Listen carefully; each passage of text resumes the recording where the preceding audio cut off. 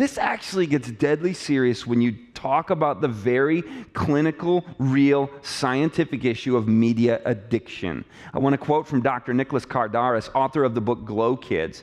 He says, "I've worked with hundreds of heroin addicts, and what I can say is that it's easier to treat a heroin addict than a true screen addict." That's an alarming statement to recognize. He's not the only one. We'll see more quotations. But that got my attention when I'm dealing with this in this ministry of talking about media. That this, when we say media addiction, when we say video game addiction, pornography addiction, even social media addictions, this is not hyperbole. This is not just rhetoric or terminology that's being thrown around by people raising the alarm. It is very real in a clinical reality in terms of the addictive components of media. And they kind of know what they're doing too. This is a quotation from Sean Parker. He was the first president of Facebook at the very founding of social media, right there with Mark Zuckerberg. And he went on this apology tour a couple years ago, and he said that the inventors, the creators, it's me, it's Mark Zuckerberg, it's Kevin Systrom on Instagram, it's all these people understood this consciously, and we did it anyway. What is the this he is talking about there? Prior to that quotation, he was talking about how the platform is designed to deliver a dopamine hit, which is reward circuitry and addiction language there, a dopamine hit, just when it's needed to keep the user on the platform. Did we just say the user? I guess so. Kind of like a user of drugs. We can become addicted to media. He said, we understood this dynamic consciously, and we did it anyway. That you can hear the regret in his voice, can't you? That they were utilizing addictive technologies and techniques. The founder of the current CEO of HBO says, so it's not just social media and video games, it's movies. He says, what we're in the business of doing is building addicts, of building video addicts. Another quotation comes from a neuroscience expert named Dr. Peter Wybrow at UCLA. He refers to these habit-forming technologies as electronic cocaine. That's a prominent voice raising the alarm about that. This is another quotation. This one's from Reset Your Child's Brain by Dr. Victoria Dunkley. I'll tell you more about her and her program in a little while.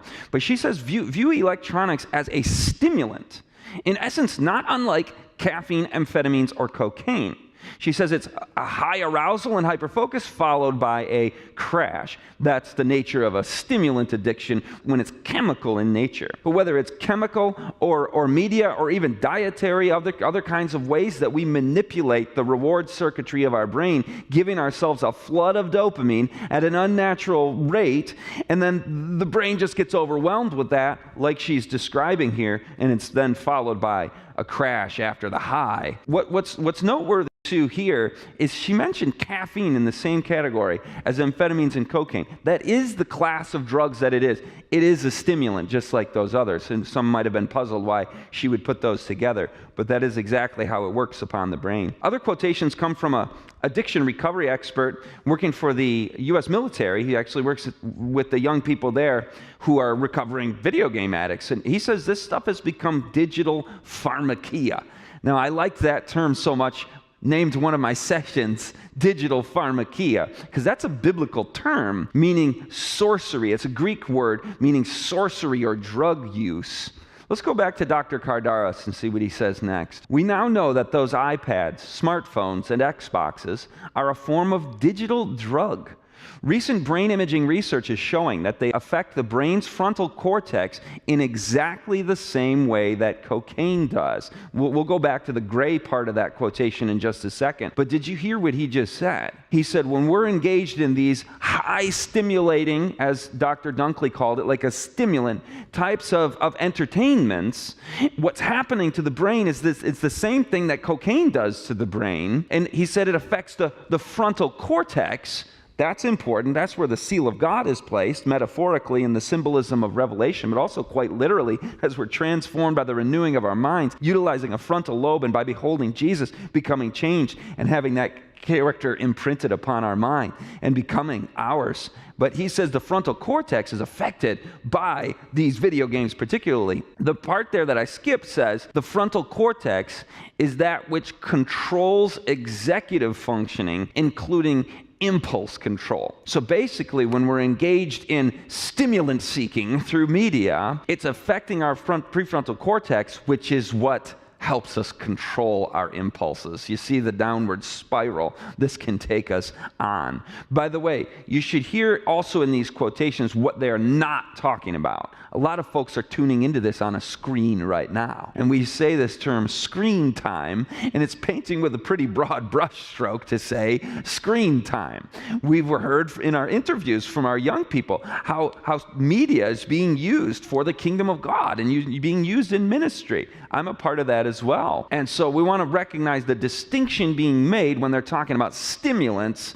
It's the entertainment-oriented media as opposed to utilizing media in this fashion that we are doing here tonight.